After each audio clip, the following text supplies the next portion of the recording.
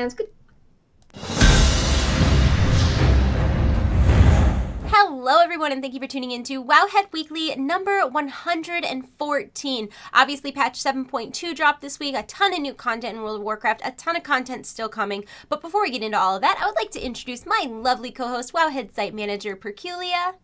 Hey everyone, so we have 7.2 this week, and Wowhead has been super busy with guides and tools and data updates for the new patch, and it's not just stuff this week, there's stuff coming in like weeks 2 and 3 and 4 of the patch, so yeah, we'll just, I think, talk about what you can do now, and then go over stuff you can do later, so people don't think they're missing out on anything, and then we'll talk about some site stuff at the end. Yeah, because it's all split up. Like, this was a huge patch, but they're kind of trickling the content out instead of avalanching it on us, which I certainly appreciate because it can be overwhelming. And there's still a lot that you can do this week. Obviously, the first thing is the Broken Shore, I think, that comes to mind. It doesn't take much to unlock it, right?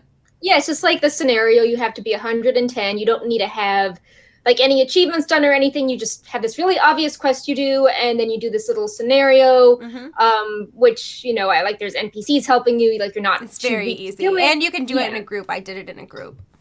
Yeah. And then you have access to the new world quests, the dungeon, nether shards vendor, and building progression. Yeah. I didn't realize until this morning that actually, if you didn't do that silly little scenario, you couldn't access the dungeon yet. Because my guildies and I were trying to do it, and we kept trying to get a fourth person. It was like every fourth person was, or a fifth person, and everybody we kept grabbing wasn't. It's not that it's an attunement. It's a really, really short scenario, but they hadn't done it yet. So, yeah, it's really quick. And then even the quests that are available right now don't take very long, with the exception of the dungeon quest that you get. Right. Yeah, because you have to go into the dungeon. Yeah, and it's hard. I did it on Mythic, and I was surprised. It's difficult. We wiped a couple times. Yeah, so one of the easy things you should do, and you should do this on all your alts if they have artifact weapons, is to do the quest to get your artifact knowledge to 26. Yeah. This is just a simple quest on the Broken Shore, and it's worth doing it because it's a huge gain compared to artifact knowledge 25. So it just triples how much artifact power you get. So just do that, and then, you know, even if it's you don't play much, whenever they get an artifact power token, they'll just get way more XP from it. Yeah, and then that unlocks the ability for you to keep doing work orders up to AK 50. I think out of, if you do raids right now, each boss is dropping 440,000 artifact power if you have level 26. So it's a huge difference. Definitely do it. It's insane, the difference in artifact power. Like, it's crazy. Like, crappy quests now give like 100,000 because you need so much more. And I feel like I didn't fully understand the difference between artifact traits between, you know, how it was prior to 7.2 and 7.2 until I actually saw them come out. And now I feel like more than ever, I wish I could have refunded my points that I had already spent, because I had gone through my elemental tree up to I got 1 point into the infinite trait, like, and then I had the same in my resto, but obviously after that I kept putting points in the infinite trait. And now that that's not the way it works anymore, I feel like I wouldn't have put the points in elemental like I did. I would have put more into my resto weapon before I moved to elemental. So it was a bummer that we didn't get a refund on those. Yeah, and Blizzard's also like buffing and nerfing various traits. So some people might have thought, oh, like, you know, this spec has a really cool trait and I'll level this weapon first. And now it's like, oh, actually, this looks kind of weird. I want to level a different weapon. I really, really wish there was some way to reset it. And I would have no problem with them having some sort of... I know that you can reset it, but it costs a lot, right? It costs like as much as whatever your last... I just wish it wasn't for artifact power, because that's such a scarce resource to... And when you correct me if I'm wrong, but when you do that, it still refunds it to the same weapon, correct? Yeah. So it's like, that's not even what I really want. I really just want to be able to move that over to the other weapon now that the trees work. Yeah, I mean, that's what I was saying too. Like, I know when there was hot fixes, people were like, wow, this trait I don't even have yet, like, is nerfed by 50%. Like, you know, like maybe I should have picked a different DPS spec. It's that's just not being so, you know, in flux. It's just a bummer. I wish there was some way to fully refund it, and I understand if it would be expensive. I wish it wasn't for artifact power at all, because it's kind of a scarce resource if you're not someone who has a lot of time to dump into the game. But all in all, the new traits are really cool, and I feel like there's a lot more stuff to do, and there's a lot more stuff to work for passively than there was previously. And I definitely prefer them to the infinite traits. Yeah, I also want to point out, this is our next bullet point, but transitioning into that, so Transition. you get stronger when you empower your artifact weapon. So it's not like, oh man, I lost this infinite trait and I'm getting like fun traits, but they're different. Like the first new empowered It's traits, huge, yeah. yeah, it's basically gives you back the stamina boost and like the DPS or armor boost that you got from the old infinite trait. Yeah, but Except you would it's have had like to be two, really two ranks. far into the infinite trait because the infinite trait gave you 5% of your main whatever and then a 0.5% after that. So you would have had to put at least, hold on, math, 11 points in that trait in order for it to equal what you're getting out of the first trait. Well, the first one is 10 damage and 10% stamina, and then the second one is like, well, wait, no, sorry. The first one is 5% damage, and then the second one is 10% damage and 10% stamina. And I guess Blizzard could argue and be like, well, you know, if you were close-ish, maybe, you know, Artifact Knowledge 26 will give you a huge boost to get that.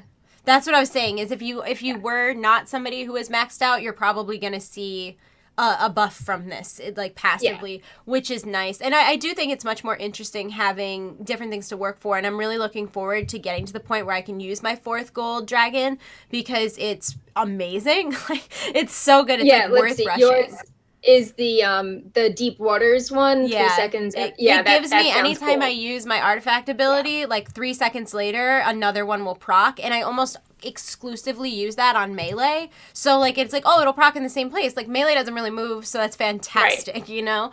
And even the one before that gives my healing rain 30%, like that's huge too. So I'm really excited about those, and I'm also really excited for transition.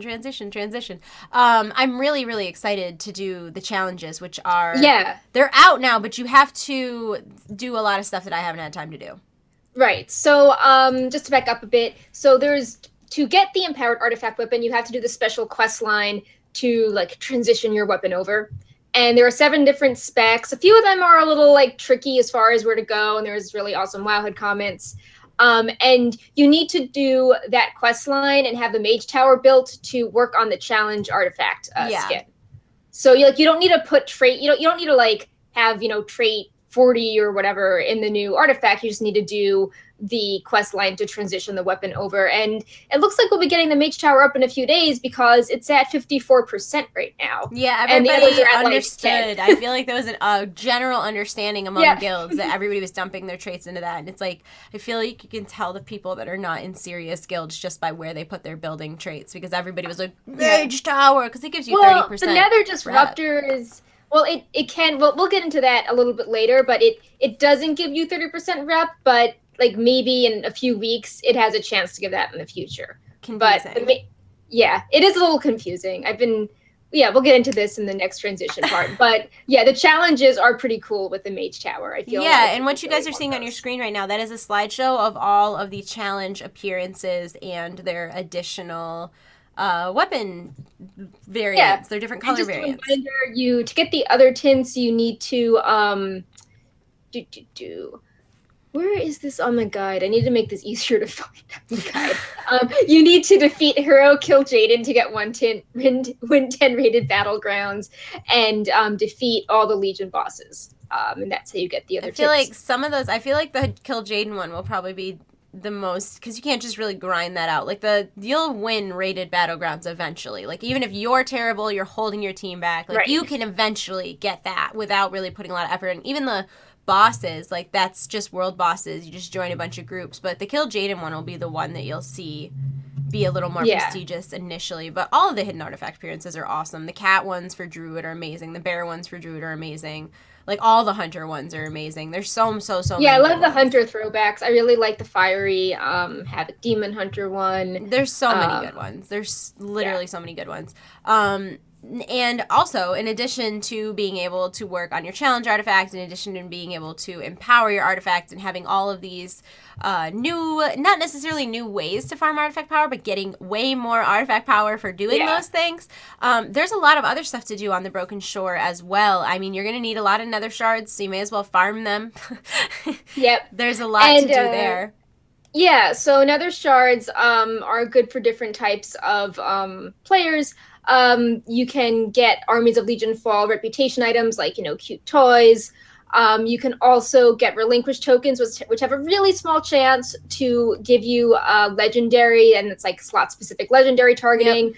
Blizzard says it's not viable to grind them out, but of course players are grinding them out. Yeah. And whenever the Nether Disruptor building is up, players can work on the crafted legendaries, which are BOEs, and one of the reagents cost 8,000 nether shards. So there's a lot of cool stuff with nether shards, and if you want to farm them, we have a nether shard guide, and while in a week Legion Invasions will give you a lot of nether shards, they're not up right now. Yeah. And they're very infrequently up when they are up. So it's better to work on the Centenax, since this ship that just goes around the Broken Shore, and then underneath the ship the mobs are empowered, it can drop these beacons, and you keep using the beacons and summoning more and more demons, and there's even profession beacon demons. So that's the best way to work on nether shards now. And yeah, we have a whole guide explaining all the different things that give you nether shards, and what's the most efficient thing to do. And we were talking earlier too about the buildings, which I'll put this up. This is a little outdated. It's closer to 50% now. Yeah. But obviously another thing that you're going to want to farm is Legion Fall war supplies, because those are what you turn in to craft those buildings, which are I thought they were server-wide, but apparently they're everything-wide? Yeah, they are cross-faction and cross-region. So, no, cross-realm. So, everyone in the U.S. is working on the building together. That's everyone crazy. In Europe. Yeah. This is truly an MMO experience. This is truly an MMO experience. So you're going to need to get those, because we need those buildings, all of them, to defeat the Legion. Well, to fight the Legion, really. We can't even really fight them properly until we get all this up and going. And, of course, all of this pretty much progresses you towards Broken Isles Pathfinder, which will allow you to fly. Yeah, so what's coming with Broken Isles Pathfinder is you need armies of Legion Fall Revered, and you can start work on that now. Yeah. You need to explore the Broken Shore, and you need to do a Legion invasion in each zone, and you can't do that yet. We'll explain when that's coming a little bit later, but you can work on the armies of Legion Fall rep now, and you can just sort of do world quests. Ooh, which reminds me, if you're getting the tokens for armies of Legion Fall rep, you should wait till this weekend, because this weekend is the Dark Moon Fair. Exactly. So you can go and do the thing and get 10% rep, and then use them, and you'll get 275 instead of 250. Yep. So I wanted to explain the buildings a little bit more, just because there's some confusion with them. Sure. So there are these 3 buildings, and we went over how they're cross, everyone on the region does them, and they're cross-faction. And there are 2 buffs associated with them, and I think there's the most confusion about that. So there's one buff that's always up. So when the Mage Tower is always up, you get this buff called Fell Treasures, and you can always attempt an artifact challenge, or open a new type of chest, or use portals, or the Nether Disruptor. It always has something called Epic Hunter, which, has the world bosses up. But then there's this second buff, and it can be one of 4 buffs. Everyone on your realm and region gets the buff, but, the first time the Mage Tower is built, you know that, buff 1 out of 4 is coming, and then after the building's destroyed, maybe in 2 weeks, it's hey, the Mage Tower can be built again, but you'll get, buff option number 3. Yeah. And some of them, they cover a huge variety of play styles. And the one that's up now with the Mage Tower is called Knowledgeable, which when you get an artifact power token, there's a chance that you get another one. But the one people were hoping for is one that's not up, which is called Reputable, which increases reputation gains with armies of Legion Fall by 30%. Yep. But Knowledgeable is still better than one called Light as a Feather, because that just lets you water while mounted. So it's oh, I'm a shaman. I can do that already. I also have the raft and the bug. Yep. So there are, each building has this variable buff option. And it wasn't messaged super well during the PTR. People were just oh, the building buffs keep getting, scrapped each build and changed. But it's no, it's a chance. So, when you go to your command table UI, look for the second buff, and that that will change every time a building is up to be constructed. Yeah. And it's not like random. It doesn't change every day. It's not like, oh, my friend has reputable but I have knowledgeable. It's everyone that's working on the building has 2 buffs available, and one will change like every week or so. Yeah. So that's buildings, and of course we have a Wowhead guide explaining the buildings, and people. It's a very popular guide because buildings are kind of because there's a lot of stuff going on right now, and that especially since it's like it's not server wide, it's like everything wide. I don't know, it's a lot to take in for sure. And then on top of all of that, we talked about this very, very briefly, but there's also a brand new dungeon, the Cathedral of Eternal Night, and it is available on Heroic, Mythic, and I believe Mythic Plus difficulty, right? So everything except normal. I did it on regular Mythic this morning, and it was like super easy for the first few bosses, and then we hit the boss. There's 2 bosses that are in the same room. You do one, and then the other one. Yeah, the boss 3 and 4. Yeah. Rough. Those 2 bosses are both rough. Yep. So it's actually pretty hard, and you see Illidan, you see Maev, they're kind of arguing with each other. Yeah, they have really funny dialogue. They're like bickering, and people are speculating on them, and they're kind of funny. So yeah, we have a strategy guide up by Fat Boss TV. Yep. It's really good, and just special props to them because throughout the 7.2 PTR, Nighthold was going on, and they were getting their heroic guides out and their bite-sized guides out, and they had just finished getting their mythic Nighthold guides out, and then they had to put together this cathedral guide really quickly. Yeah, the bite-sized guides are really good too. I know a lot of people in like someone like me, I have like ADHD. It's comical. Like it's like I'm a squirrel. I cannot concentrate on anything for any length of time. So I always had trouble watching their long videos because that's just hard for me. But their bite-sized videos are great. They're like 4 minutes long. They're 3-4 minutes long, and they tell you everything you need to know. It's great. So a really cool item that Wowhead users found is the Orb of the Fell Temptress, and this drops from one of the succubus trash mobs in Cathedral of Eternal Night. Yep. And it's it's really awesome. It's a super cool model. It is considered to be a glyph, it's just a super cool model. So, you should go in there and if you have a warlock, definitely you'll want it. And go get it and use your succubus, and it's super cool. Like the wings are all tattered and foul, and her armor changes colors, and her eyes are glowing green. So yeah. Yep. Definitely cool. And there's a lot of other fun stuff to do, too, if you are not super into, I don't know, the Broken Shore. There is a new pet battle dungeon called Wailing Critters that you can start in Dalaran, and it brings you to Wailing Caverns, which is not in Orgrimmar, for all of the people who watched my video, and I blurted that out because I'm an intelligent human being. There is also the new Transmog UI, and there are achievements to collect full sets. There's the Obliterum Forge, which no longer has a quest line to unlock it. You can do new prestige ranks for PvP. There's really a ton to do. Yeah. And there's a bunch of stuff also coming later, which we wanted to go over because, people are used to having these huge grind fests at the start of a patch, and Legion has tried to change that. But the messaging could have been, better, especially because when the PTR first came up, you could do everything at once. And that's not how it is on live servers. And it's funny, too, because I feel like that was a lot of what we were saying was like, there's so much on the PTR, and we just got this patch, and but like it's not actually like all the stuff on the PTR was coming out all at once. Right. Yeah. So here's, we'll just sort of run through from what's coming soon to what's coming farthest off. So, buildings are being constructed. So, day one of patch, you weren't getting all these cool building perks that are up, and they're going to be staggered even when they're built.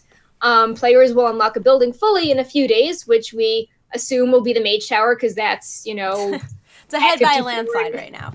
Yeah. And then, the other buildings, you have to put your resources somewhere, so they'll be constructed in a few days.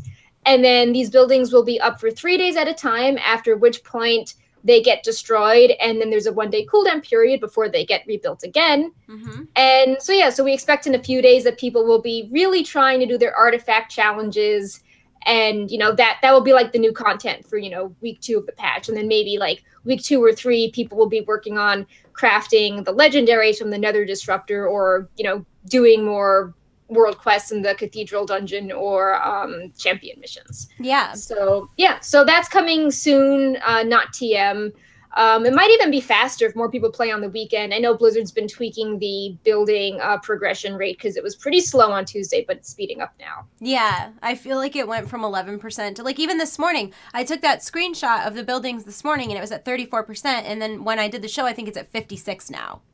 Yeah. And it was so not it's going been that growing. fast on Tuesday. Like, that doesn't even, I mean, it's been, well, even if you don't count Tuesday, Wednesday, Thursday, Friday, it's been 3 days and it went 20% in less than 1 day. So obviously they've been tweaking the rates. Plus more people are playing because it's the weekend, etc. Yep. So coming Tuesday or Wednesday, if you are EU, are the Legion Assault Invasions. And these will be needed for Broken Isles Pathfinder Part 2. Yep. They will give a lot of armies of Legion full rep, I think something like 1,500. That's a lot. You can basically what happens is that the zone, all the world quests will go away and these demonic themed world quests will pop up instead. And you can actually do them if you are under 110, and Blizzard has stated they'll be good XP. And then if you are 110, after you do the world quests, you'll do a more advanced quest and then a 3-person scenario to blow up a ship or something like that. These will not always be up. They will randomly spawn in each Broken Isle zone, and Blizzard has added the ability to track when the assaults are up on their companion app, and we are also trying to get them onto Wowhead as well. Yep. So, and the slideshow that you guys are seeing right now is a video of all of the class mounts that can be earned by doing Legion Pathfinder. Or Broken Isles Pathfinder. I'm sorry, I keep calling it Legion Pathfinder. Yep. So we got week 3, and that's going to be all about class champions. There will be a new quest line on the Broken Shore that rewards a champion. Each class has one. I think rogues and warriors are faction specific. And when the champion is acquired, you get a special achievement, and then you can work on rank 7 and 8 order advancement. Rank 7 is a choice between an extra champion slot or a new troop, and rank 8 is a chance of a more artifact power from missions and world quests that already reward them.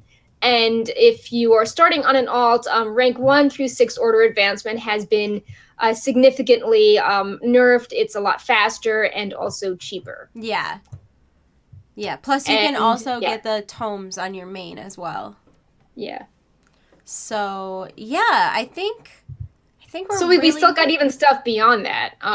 So like we don't know exactly the timing, but like in maybe 11 weeks we're going to keep getting story quests, and then in 11 weeks we can get the quest for the class mount if you were also exalted with Armies of Legionfall. We previewed an Anduin quest on the PTR for the Alliance, and we saw snippets of a potential cinematic in Blizzard's, Hype 7.2 trailer. Mm-hmm. So we assume that's going to be coming towards the end because it's, it's like very emotional, like Anduin goes to the Broken Shore. We know the raid is opening. That's coming. Yep. It didn't come week 1. We're still answering questions on that. Yeah. And after you get the class mounts and get the point into Concordance of the Legionfall, you can get the Power Ascended achievement. And if you have Power Ascended plus some of the class mounts, you can unlock things like a Pepe toy or mountains or Hunter's Taming Feathermane. So that's like way, way off because you need a lot of artifact power for that. Yeah. So, yeah, I guess we can move into the undocumented changes section of the show. These are like more, minor things which aren't like major systems, but quality of life improvements. Well, one of them is debatable, but we just wanted to run through some of the things which weren't in the patch notes, which, might actually be helpful. Yeah. Soul Prism of the Illidari requirements are halved to 40 soul fragments, down from 80, and you can get 20 a week up from 10. So I know people did not like that quest, and that should be better. We went over the rank 1/6 order advancements being cheaper. Class Hall campaign missions are 1 hour down from 4, so if you need the 3rd relic, it should be faster. Champions have a 3rd legendary level, and they go up to eye level 900. What do they call them? They call them like titled, I think. Titled. That's what I giggled when I saw that because I thought that was just a funny, like, yeah. Oh, you're titled, like, oh, Sir Class Champion of the Maelstrom. Like, I don't know, it made me giggle. Yep. So they're legendary, and I think all your old eye level items don't work on them. They go up to 850, and then you need fresh items to get up to 900. Yeah. Order halls have mailboxes. That's is cool. Nice. I didn't even notice that. I've just been going to Dalaran. I'm great at this game. Yeah. So then there was this kind of controversial. Oh my god, everybody's so mad about this, and I have like strong feelings that are like shocking, not with the crowd. Let's chat. Let's chat about this. So you want me to talk about it? Okay. Yeah. I talked about all the other changes. Just rewinding a little bit, back in September of 2016, Blizzard held a Q&A where they specifically said they would never have mobs scale with player level, but then on the PTR, they realized that when players go back to Legion content to do things like invasions, that mobs were dying way too fast because where they were at level 110 fresh didn't ever change, and people were coming back with these 900 plus eye levels and just literally one-shotting things. So they, in 7.2, made an undocumented change where they made mobs scale with your eye level. Now, people were seriously upset about this, so they hot fixed it so that it was less. They scaled less. And the idea is that a fresh 110 should kill mobs at a rate of maybe 12 to 15 seconds, while a 110 that's well geared should kill them in 5, maybe 6, 7 seconds, but not 1 second. And yeah, like you should be in combat more than traveling between the mobs. Yes, and one of the things they said was that maybe you should get 250% stronger from, whatever to whatever over the course of the X-Pack, as opposed to 400%, which were the example numbers they gave. So Blizzard made the changes that when they hot fixed this, they made it so that mobs do not do more damage. They do the same amount of damage at fresh 110 as they do to geared 110 players, and they also reduced the rate at which mob health scaled up based on your item level. So you shouldn't be at this point where you need to unequip an item to feel like it's worth fighting things. Blizzard thought, apparently, that people would notice this on the PTR, but nobody did, and it wasn't in the patch notes, so people were furious. So, so my thoughts on this is that, like, as someone that did a lot of PTR stuff, and we did, we had videos of every class mount and champion, like, we spent a lot of time on the PTR. And this didn't come to our attention because, we're trying to do all the cool stuff. We're not really grinding out world quests and then, like, getting an item level upgrade of 30 and then going out and doing another world quest. And, I feel like this should have been explained in the PTR notes as well as testing. And if I was too busy to notice this, I'm sure lots of other people that are, really stressed on time and are getting on the PTR just to do raid testing when they're, free with Nighthold. Well, and you also have to think a lot of the content that people were testing were Broken Isles and Invasions. And those two things, we didn't have a frame of reference to know if the mobs were doing more damage or if this was just the new mobs.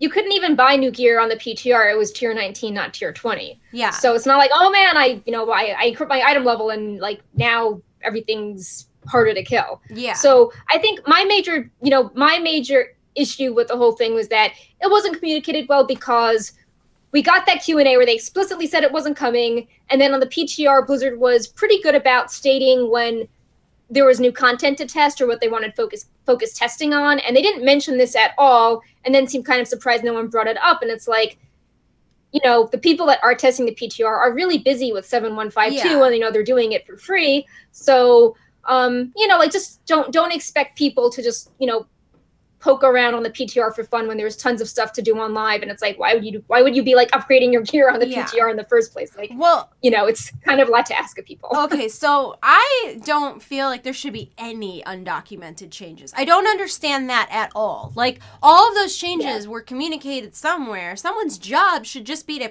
file those things all together and sort them into patch notes. I don't understand why there would ever be any undocumented changes. I think when they hotfix things, we should have access to see what they hotfixed. I think everything should be transparent. That being said, this was not a big deal. Like, even before they hotfixed it so that mobs did less damage, this is a ridiculous thing to get mad about. Like, boo-hoo, your eye level is 9-10 and it takes you a little bit longer to kill a mob. Like, why in the world? I understand wanting to feel powerful. I don't understand wanting it to be easy. And I feel like it's the exact same people that complain about, oh, there's nothing to do, oh, blah, blah, blah. And then so they make things a little bit harder to slow things down a little, and then they cry out that it takes too long. Like, make up your mind, stop whining. A lot of people, I think the people that were saying that they had an unequipped item to make things easier, like... Shut up. That's... I mean, like, it shouldn't... Not you, shut up. Shut up. I'm sorry. Yeah. I mean, I think that... I don't think it was implemented correctly if people were telling each other, like, oh, this seems buggy, but if you take off an item, then, like, you can kill things faster. But, like, that in and of itself is ridiculous to me. Like, they don't even get... There's a lot to do, right? But if you're at the point of this game where you're unequipping items so that you can breeze through this content, so you can do that content, so you can be done with everything and complain about it, I don't care about your opinion. I don't think some people wanted to complain, though. I think it was just like, you know, hey, like, I'm used to doing my world quest. Complain. Like, you're right. There are some people that we have, like, you know, like, our guide writers, other people that are just like, hey, like, I'm used to killing mobs at this rate, and now I'm, like, not killing mobs at this rate, but if I take this item off, then, like, I do my dailies in the same time period. You know, it's just, I think it wasn't a good change to make without it being documented. Yeah. And maybe if they did, I feel like this reminds me of the camera change in Legion, how Blizzard was like, oh, like, we changed something with the camera distance a while back, and, like, no one said anything, so we assumed it was fine, and then like, people were really upset by it, and there were all these, like, interconnected issues. So I feel like that we're sort of in the same position with that, where if they communicated the change that was made early on, then they could have gotten feedback about it, or people could have, you know, managed expectations better. Yeah. Well, I'm, like, for the record, I'm against any undocumented change. Like, I just think that's a bad, I just think it's poor form. It does, and that goes for any company. I mean, obviously, like, I'm on YouTube. There's a lot of drama about undocumented changes on YouTube. Like, it doesn't matter where it is. I don't understand why companies can't be transparent about the things that they do, because it'll save them so much grief in the long run. Like, it's just... especially if Blizzard went out of their way. Like, it was the last question of the Q&A, and they're like, oh, like, do you have time for one more? Like, we think this is interesting. So, like, they clearly wanted to make a point back in September that mob scaling was handled a certain way, and they felt strongly about it, and, you know, now they had to change their heart but didn't communicate that. Yeah, and there's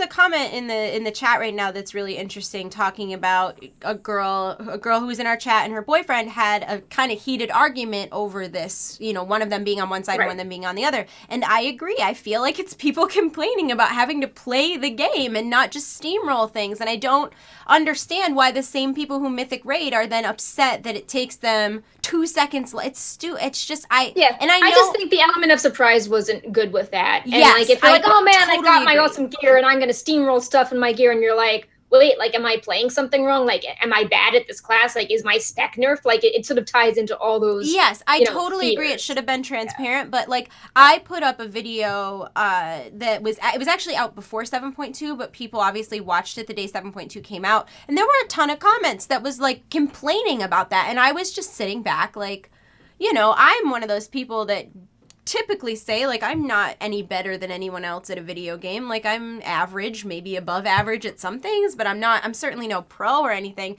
And if I can make it through, I think you'll all be okay. Oh, yeah. Like, I think it should have also been communicated with the solo challenges, because people were like, oh, so, like, if I have better gear, does that mean that, like, my challenge artifact would be even harder to do? No, I would have thought that a challenge should have been difficult no matter what. I didn't think you should have been able to gear out of that type of thing. Like, I agree with that. I mean, it seems like you totally won't, but, you know, I think it just tapped into a lot of fears with, like, oh, like, you know, my artifact, or was there a stealth nerf to my class? Like, am I bad now? You know, I think there was just a lot of things. No, it definitely should have been communicated. I don't have a problem. Like, Blizzard's mindset makes sense because like you're meant to be going back to these zones. Oh yeah. For like Legion invasions, like it's still like every zone is kind of like 7.2 content, so it does. And it's it still does make significantly sense easier. Like just let's put it out there right now. Even the best geared people are still killing things 3 times faster than a regularly geared 110. So I don't think that it's not like they're making this Mythic Plus level of difficulty. And I agree with you. The lack of the communication is the problem here. But there were a lot of people that were actually upset about the change. And I just think that's a silly thing to be upset about. But definitely the lack of transparency and the lack of communication is always going to bite anybody. And I was worried about this too because I was like, like Blizzard has... Like, there weren't pre-made level 110s and they weren't gear vendors or ways to boost your artifacts. So I'm like, I bet we're going to run into issues because... not a lot of people have all these alts with artifacts at 35 traits, and you need those characters to test things on the PTR. And if you're a fresh 110 or just testing the PTR for fun, like you're not going to be able to do the empower trait. No one's going to be grinding out all this artifact knowledge and power for fun. Like, no one's actually testing out Concordance of the Legion fall on the PTR. Oh, you're totally right. So it's like, I bet something is like, I'm sort of, interesting to look at the hot fixes because we're seeing all these artifact traits being tuned and people are like, how are they being tuned? Like, we never even have them on the PTR. Like, I don't have them on live. Like, what's going on? Yeah, I totally agree. I feel like they should have had character copy open, character templates open as well, or some sort of like Flask of Tar to like boost your character up and make it super strong so you could actually see what the new traits would be like interacting in the outdoor world. Yeah, I agree. And I don't know why that's not something they wouldn't have communicated. I just think any undocumented change is dumb. It's just yeah, like we were talking about the rep tokens, which you felt strongly about, and it's like, why wasn't it in the notes that like you can't use your old rep tokens past Exalted? And you know what's even worse about that is I had sent all those to a bank, all the soulbound ones, and there was no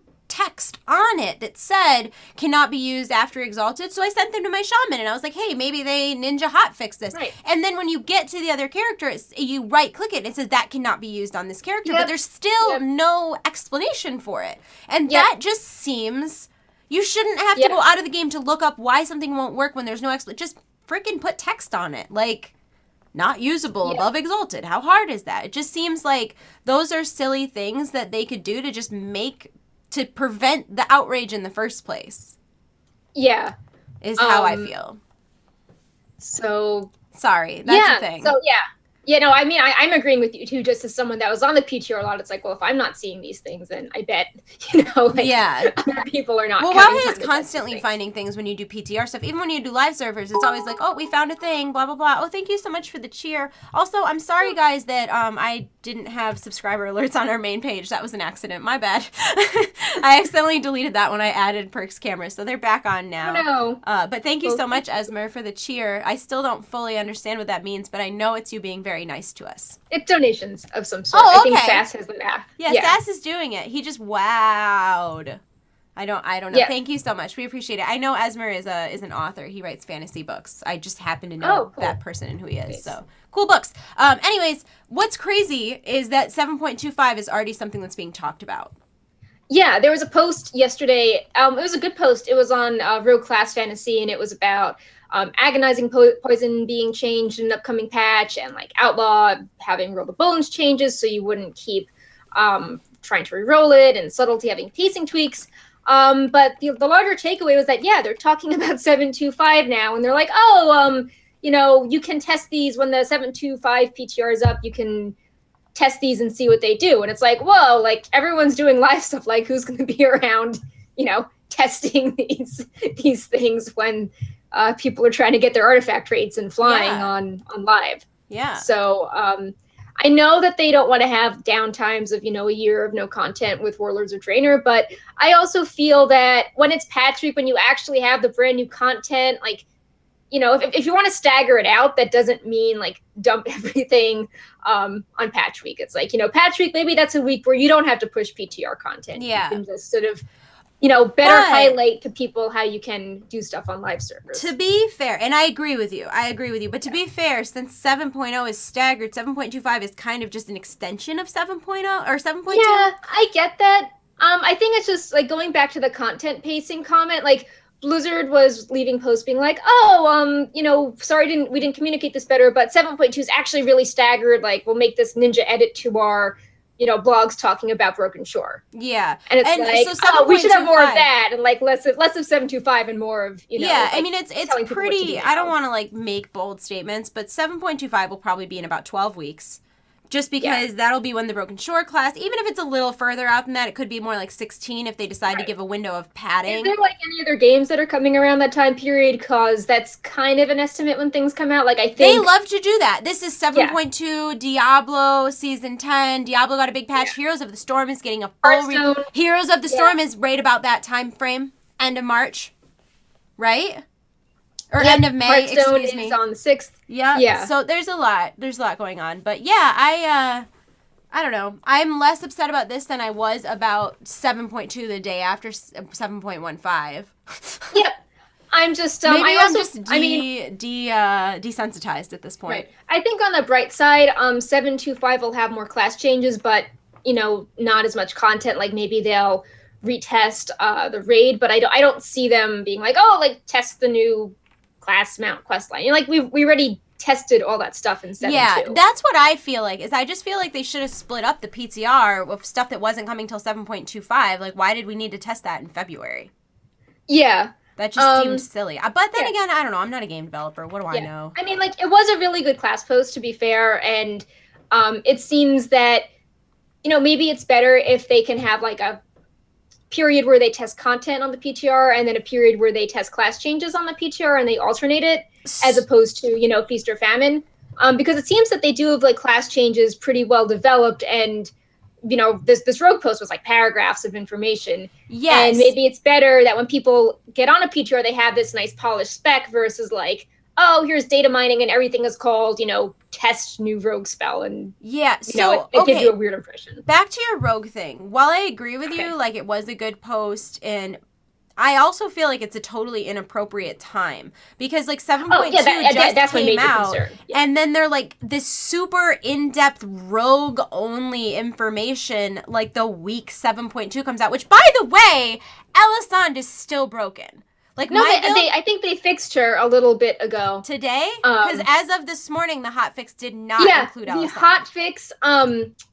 I tweeted about it a few hours ago. Oh, okay. Well, I was doing this a few hours ago. It was 3 hours ago. They said the fixes for the raid encounter should now be live, but the class-related bugs are not yet fixed yet.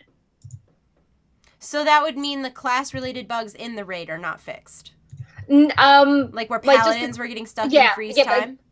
No, the paladin bug, like, I think the frozen orb going past people, or like the divine storm issue. So those are still issues. I don't know. I was really frustrated how long it took them to hotfix raids. I think that should have been higher on the priority list than it was. Yeah, I mean, to be fair, there's probably different teams.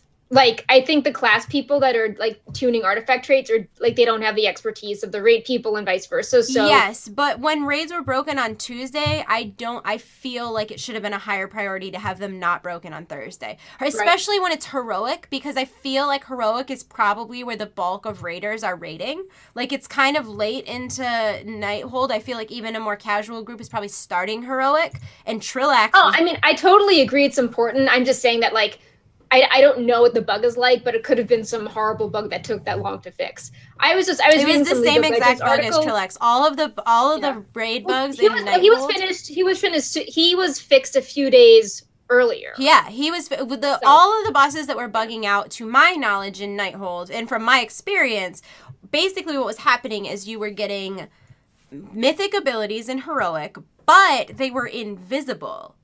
So everybody would just get, or animations would not show in the right place. So everybody would be, like, avoiding Trillax's beam, and then, like, they would get hit by the beam, but there was no the beam was a different way. I just meant that, like, it could be coded differently for each boss, and that explains what Trillax was done earlier. And, like, I was reading some League of Legends article, I don't know, I was clicking around, and they were talking about how Aurelion Sol was, like, disabled for, like, some, like, tournament matches, and how, like, they were working around the clock, but it still took a few days to, like, figure out what was going on. So you don't know. I mean, it might be cool to actually if Blizzard ever has time, it might be cool to see what they do behind the Well, and scenes I to feel fix the like these bug. are the types But of things that, yeah. like, those types of bugs affected a lot of people. And a lot of people don't understand why that happened, because there wasn't really supposed to be any changes to Nighthold in this patch. Right, because people are like, oh, like, you know what? Why did Nighthold break? Like, there was no changes to my class or to raid. Exactly. You know, it's not a new raid; it's an old raid. What happened? And then even I feel like when they did hot fix things, there wasn't a whole lot of communication. And I feel like this would be the type of time where, you know, Jeff Kaplan is a bad example because he's not actually on the WoW team, but go ahead and stick Ian Hazacostas in a 5-minute video just saying, like, hey, I know a lot of you experienced this bug and, you know, it's fixed now, or we're in the process of fixing it, but you might be interested in knowing why it broke, and this is why. Yeah. And it's like that friendly communication approach. See, that's what I was talking about with the League of Legends thing, how it's like, oh, there's actually like 10 people working at 3 a.m. on a Thursday and a Friday. Yeah, and, so on. And it's like, if we just knew that they cared about that kind of stuff, it would feel a lot better. It just, when you see, like this morning when the hotfix was posted, it was like, Elisand's still broken. Thanks. Thanks. Yeah. Because we went back and we did... When they fixed Trilliax, they didn't put him in the hotfix notes. I think there was a tweet or something, but I don't know if that was like a bug fix versus a hotfix, but it wasn't there, so... Yeah. Yeah. Or, like, I don't know, I feel like they have got to know the people that's accounts were affected by that at a certain point. Like, they've got to be able to tell where people were and what people did. Like, even an in-game mail for something like that to people that had gone into Heroic that week. Like, how hard would it be to send a mass mail? I don't know. Like, I just feel... Twitter is not used by a lot of people. I mean, how many followers does Warcraft devs have? It's not a ton. And, like, yeah, you know, well, and it's not like it's the World of Warcraft account. It's the Warcraft devs account, which... I don't know, it just gets into this weird gray area where it feels like unless you really have to rely on a site like Wowhead that gathers the information from X, Y, and Z in order to really figure out what's going on because it's not consolidated. Like even, okay, perfect example is the Heroes website. I was looking for StarCraft. I was looking for the StarCraft news and it wasn't on the StarCraft website immediately. Yeah. And it's just like so strange that when I'm going to do my video 2 days after this is announced, that I had to go to their Facebook to find the video because it wasn't actually on the site yet. And I understand StarCraft and StarCraft 2 are not the same thing, but you'd think that would be news that would be posted. It was just odd, the lack of consolidating, and I just feel like you shouldn't have to go to a fan site to find these things out. Like Blizzard should be the ultimate fan site for their own. I mean, not that we'll obviously keep doing it. Okay, wait, let me back up. I'm certainly not. Because obviously Wowhead does database stuff and data mining stuff, but I'm just saying, like, the fact that there's stuff left out of patch notes that's in a tweet, and this video is posted here but not there. It just. Right. It's silly. Yeah, I agree with all that. It's not logical. But there's me. We don't need fan sites. I did not mean it like that at all. No, obviously, I mean, like, it's like, oh, we don't need YouTubers to, like, it's fine. I get it. Yeah. I get it. I'm terrible at everything. But yeah, so it's kind of crazy that we're already talking about 7.25. But then again, with the trickle of content, 7.25 actually includes some things that we thought were like, that's when Tomb of Sargeras will come out. Almost definitely. That's still technically we were already testing that. But yeah, so it's like, I don't think it's going to be a ton of new stuff, but there was some stuff on live servers and like site things, and I wanted to talk about this, but Wowhead discovered a couple community references, and I think the big one that stuck out to us was the Fabelina reference in World of Warcraft. They added her druid in game, and then she drew a piece of fan art to show off her druid, and she actually made the rage emote, and I think the other one is cheer maybe, but the me and perk emotes. Yeah, it's like the happy and it's rage and yay. She made both of those for us. She's awesome. So I was really excited to see that. I always love seeing names that I recognize. And speaking of names that I recognize, transition. Novel did another lore collaboration with Wowhead this week, and it was about the World of Warcraft Chronicles, which everybody's a big fan of, obviously. And it's funny because he's still talking about things that happened in Warlords of Draenor because that's what Chronicles talks about. Yeah, it was like the alt history, and I had to do last week he did the start of Draenor, and I had to do a lot of work like explaining the quests, and you can see a lot of the references in Outland, but you don't actually like do quests except there's like NPCs. You know, like it's like oh, like here's like the alt retelling of it. Yeah, so, you know, it was kind of cool to be like, oh, like, you can see the Horde village in Outland, and you can see, like, the kind of alternate reality that's based on Outland and Warlords, but this isn't the exact same thing. So it was kind of challenging but rewarding to summarize all of this. Yeah, and the next part of that will be out on Sunday. This Sunday, in like 2 days. So if you're interested in that, definitely check that out. Yeah. Also, I just got a little battery warning. I think we're nearly done, but if you want to talk about the camera on you, I can go grab my battery charger. All right, I'll do it. I got this. Okay. Go get your battery. Be right back. So another thing that happened this week was that Wowhead now tracks the Broken Shore buildings as well as the buffs that you get from the Broken Shore buildings. So you saw that little, here, I'll show it to you again just so you can see it one more time. I showed you the buildings frame. That is actually, this frame right here is actually what you'll find on Wowhead. And it's not right at the top. You'll see the top article, and then underneath that is like all of Wowhead's tracking stuff. And what's nice is that it is tracking all of that stuff now, which is very, very relevant to Legion content and the content that we're in for 7.2. Also, the flying tool, wowhead.com/flying, is updated for the 7.2 criteria. All of the class and artifact guides are updated for 7.2. So pretty much at this point, Wowhead is a one-stop shop for all things 7.2. Are you back, Perk? Yeah, I'm back. So we're ready to talk about merch now. Unless you want to go in depth more about the things Wowhead provides. I talked about the things, but you're welcome to talk about them more. Yeah. Just one more note. We talked about our transmog set database last week, and people also asked us to update our transmog set guides, and we got a lot of help doing so with Angelin. So yeah, they're all updated now, so you can use the guides or the sets to see what you want. I also have an update on the Blizzard sale, so you can talk about it, then I'll give my update on the discount we're just talking about, Blizzard has a giant sale going on right now, although to be totally honest with you, if you haven't gotten on it by now, a lot of the stuff is already sold out. Yeah. A lot of it, because it was a crazy sale. There was stuff 75-80% off. It's still going on now. And I know things like the plushies, like the Mergul is like $5 or $4.25, something stupid like that. The Diablo Treasure Goblins are both $5. This Zergling plushie is $5. I think the Frostwolf pup is like $5 or maybe $7. Really cheap. All the plushies are super cheap. There was also a bunch of t-shirts for like $6 or $7. Yeah, the blankets were like $17. The blankets were super cheap. The water bottles like this, the World of Warcraft ones, are $3 each. They're normally $20. Yeah. A bunch of leggings were on sale for about 35% off. A lot of hoodies that you can get for $25 half off. So if you were interested in getting any Blizzard gear, now is a great time to do it. And if you're in the US and you spend more than $100, you get free shipping, which, hilarious story, my first order was $98 and I just did not realize that at all and paid like $20 for priority shipping. Yeah. So my second order, because I have self-control, was over $100. So I got free shipping on that one. So it's like I'm going to get one package and then it's going to be like 2 weeks later I get another package. I'm excited for it. So yeah, that's what I have to say. What do you have to say? I bought a bronze whelpling that I was missing, so I'm happy with that. So I have the full collection. And yeah, so I don't have as awesome news, but Wowhead had a discount code that worked as an extra 15% off on plushies, and that was disabled. And we thought it was kind of working on some full-priced items, but not all today. And I got confirmation from Blizzard that they had a lot of site issues from the amount of traffic that they were receiving from the clearance sale, and they're still cleaning that up today. And the discount creation service is disabled as they work through the load issues. So our plushie code worked yesterday, but does not work now.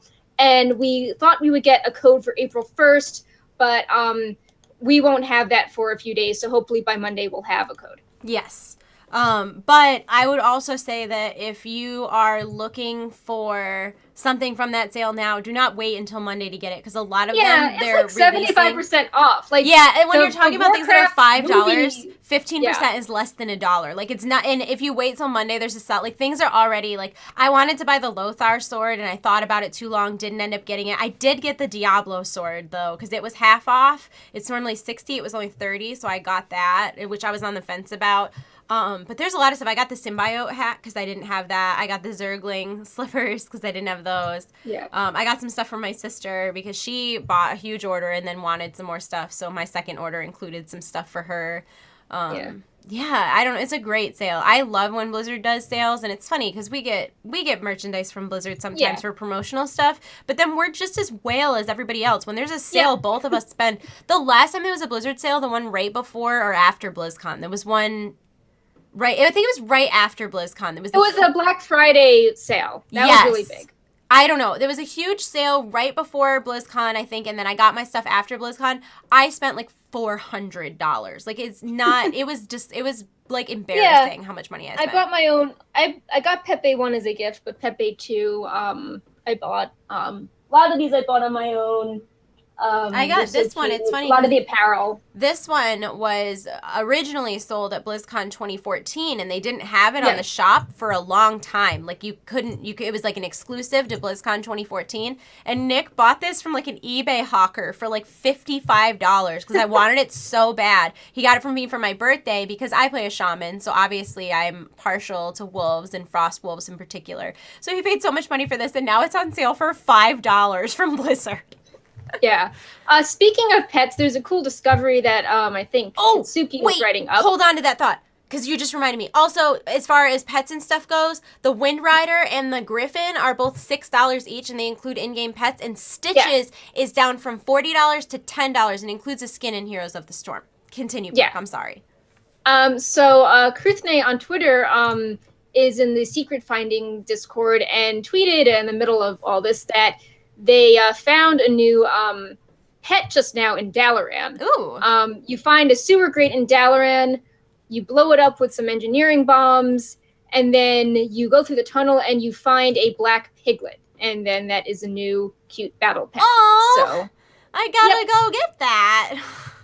And they're also tweeting about some other things going on in the secret finding Discord, like there are pebbles around Dalaran that you can click on and maybe it will do something and people don't know what they do yet. They had the rugs in Dalaran and they like would give you a dust bunny. The dust bunny. Yeah, so who knows? I'm excited about that. But yeah, we're about ready to wrap up the pin giveaway, and Sass is going to forward us a list of questions as well as everybody who subbed us during this time, so that we can get going, because I want to play Diablo real bad. Real bad. So I already have a lot of questions, so we can start going through them. Perfect. This one is kind of an opinion question for both of us. Since Legion has class order halls, if Blizzard introduces new classes, how would these new classes be able to experience Legion content? If I had to guess, they would be hero classes that would start higher than Legion content. Right. But I guess it's like they just wouldn't have an artifact. They would start higher, and I guess you could still do quest lines, like Suramar or Azuna. But you just couldn't do the class order hall quest, or they would remove the requirements instead of making a new class hall for. No, I don't think they would have a new class hall. I think they would just. I think that class would start higher level. Yeah. Someone asked, Jassiv22 said, what changes came to the Warlock class? Hold on. If you go. Can I just address a couple things in chat before it goes too far away? This season doesn't start for 45 minutes, so that's not possible. Continue. Okay. So our Warlock guide writers have made a list of changes on the first page of the Affliction, Demonology, and Destruction guides, and we've also compiled all the changes into a class and artifact post. So they will give a better, more in-depth explanation than me as to what is important. Yeah. We generally don't answer specific class stuff anyways. So yeah. Let's see. Can you take a bodyguard champion with multiple equipment slots and stack duplicates of an item that increases gold given during a world quest? And can you put together the green, blue, purple tiers together? I think there's a few things I'm not clear of with the green, blue, purple tiers, but we do have the class hall mission guide, which was updated for 7.2, including all the new equipment slots and the rules for using them. So you will probably find the answer there. Has anyone done any work to see how we are calculating AP and weekly challenger bounty for Mythic Plus? I don't think we have that information yet because Blizzard disabled artifact power from the challenger bounty this week. We do have the raw numbers up, I believe, for what each dungeon gives in 7.2, and we've added that to the Mythic Plus guide, though. Mm-hmm. So, like, Maw of Souls is the weakest, and then Halls of Valor and something What else. a riot! Maw of I Souls know. is the weakest. Yeah, Wasn't it's that like the strongest one to farm yeah, in prior to this? yeah. You get like lesser tokens from Maw of Souls, and then the rest are normal, and then Halls of Valor and some other one is marked as greater. And then the values change like from 2 to 3, and then 4 to 6, and 7 to 9, and then 10 keystone and above. Let's see. After we reach 26 artifact knowledge, we got a champion item that gives around 500,000 artifact power per world quest. Is that intended? I mean, I get if you're getting it from Blizzard, that seems like it would be intended if it hasn't been hotfixed yet. World What's quests your right now are giving like 175 to like 550,000 artifact yeah power intended. All of them should yeah be about 3 times higher than. yeah like artifact knowledge 26 is just super good. It's not. It's like going from 24 to 25 is tiny compared to 25 to Yeah. 26. Um, Jasif 22 is what is your favorite part of the Cathedral of Eternal Night, the lore or the aesthetics? So I really like the aesthetics. Like I think it's super cool how you have this elven temple and it's kind of like Suramar, but not quite.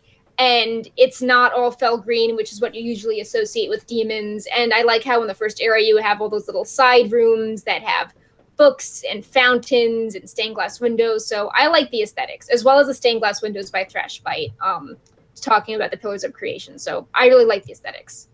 Yeah, I'm gonna be honest. I have avoided dungeons a lot this expansion because I feel like dungeons used to be a thing that you did, like talking about maybe like BC and Wrath. I feel like dungeons were a thing that you did like a little more casually, and now it feels like dungeons are a thing that Mythic Raiders do obsessively.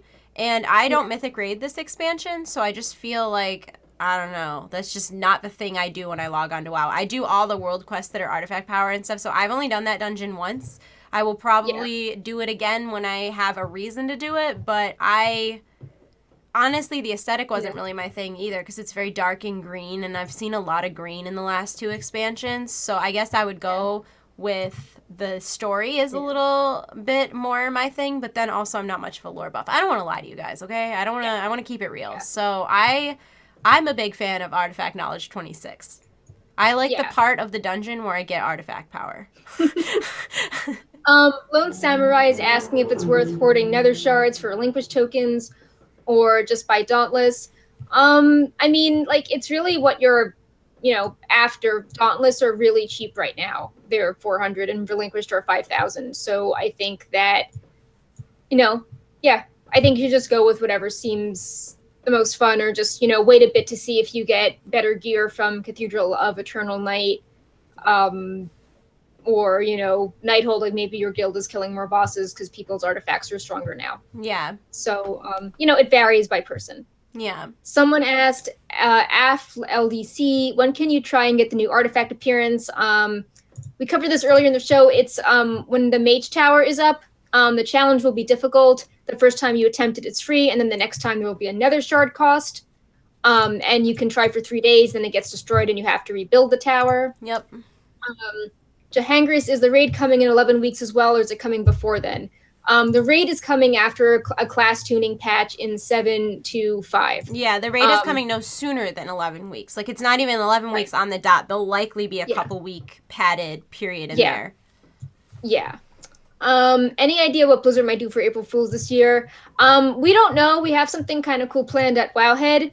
I'll do a video on it. I always do a video every year on all of Blizzard's April Fools. As soon as we know about them, I'm like on it making videos. So check out my channel tomorrow, guys. Do you think that Blizzard should do transmog options so people can have one-hander sheath on their backs? My monk has that, but my rogue doesn't, and it's on its hip and it doesn't look as good. I think, I think that I know that they have difficulties with weapon types, and it's a problem in Legion because, like assassination rogues get stuck with daggers and they can't use their. I don't want to hear it. I have fist weapons. I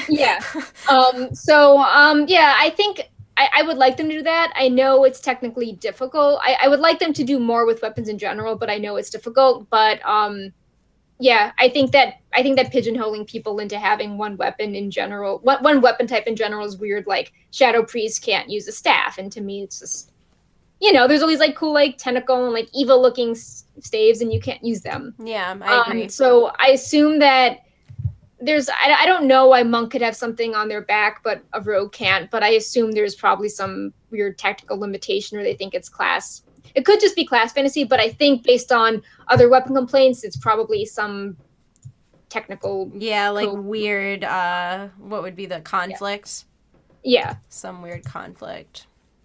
Someone was asking, who do we think would be the right person to communicate obscure changes to the dedicated player base? So I know like a lot of people have been coming and going with community in the last few years. I think that it would be cool if there was a position that was kind of in between developers and community.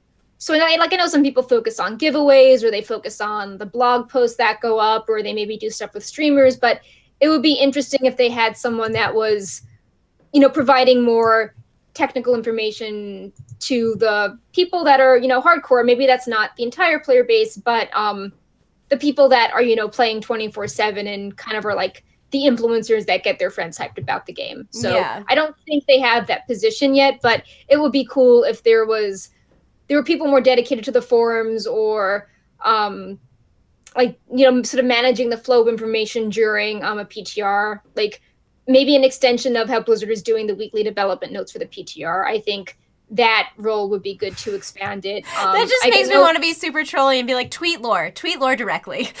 No, I mean, I know he's doing a bunch of things, and I think his title recently changed as well. Don't do that. I was kidding. That was a joke. Yeah. Like, I know in the past, like Brigarius, for example, used to do patch notes, and maybe you need someone dedicated to patch notes again, or even restructuring the patch notes. So there's a section that's called like, hey, these aren't big system changes, like these aren't class changes, but like these are things you should know.